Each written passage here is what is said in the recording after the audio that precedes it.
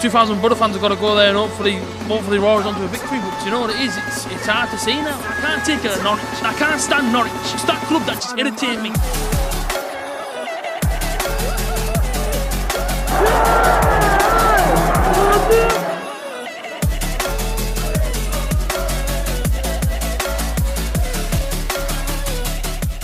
Yo guys, what's going on? Welcome back to another video, and now just before we get into the preview, I will not be at the match tomorrow. I can't go to Reading. Transportation from Newcastle to Reading is a little bit more difficult, and yes, of course, you know, a lot of people do know, of course, I moved about a year ago to Newcastle to live with my girlfriend.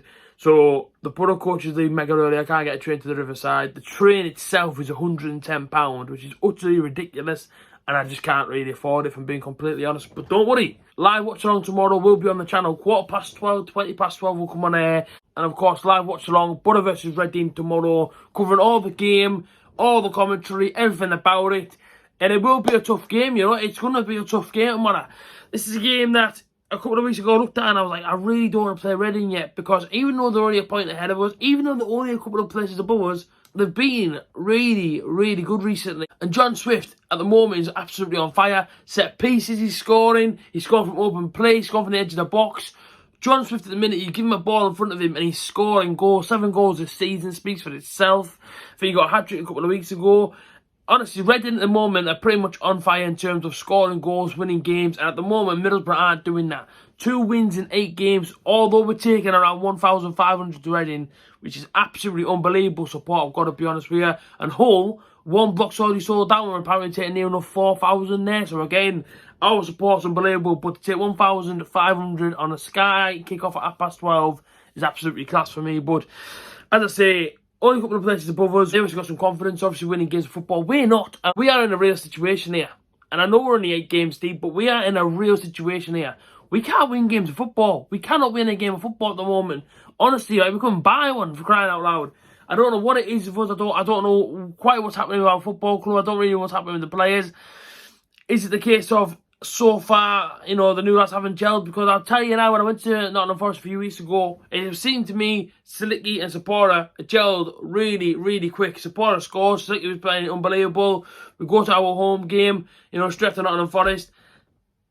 And I don't know, it just didn't work, did it, against Blackpool? It was just so flat, you know. Tavernier scores, and straight to Tavernier scores, that's it.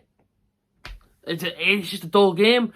You know, like people trying to tell me, you know, Borough dominated the game for 85 minutes. I don't know what game you was watching. I don't know where it was. So, at home, it just feels like we just don't really turn up much. I mean, don't get me wrong, away from home, it's normally alright. So tomorrow, Borough fans are obviously travelling down there. They might have an alright afternoon.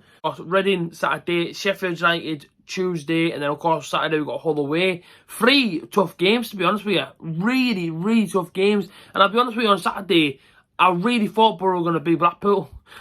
Honestly, I really, really did. You know, Borough got turned over, so it is what it is. You know, Blackpool obviously beat us. They probably deserved the win in the end.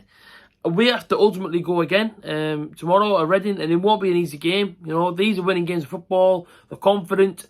Players are scoring goals within their team. You know, it isn't even just one man. I know I've already spoke about John Swift, but the players have actually scored goals this season, and a fair few of them as well. So we're going to be on our game, man. To get anything from Reading, we're going to be absolutely on our game. And Medeski, our form at Reading isn't terrible, although it isn't great. But I would say over the last 10 years, it's been a bit more positive and a bit more low, to be honest with you. I don't think in recent years I've seen us lose there. I did see us lose there once. So in recent years, not often, but once I've seen us lose, back in 2008, I think it was. I think Reading came up that season and beat us 3-2.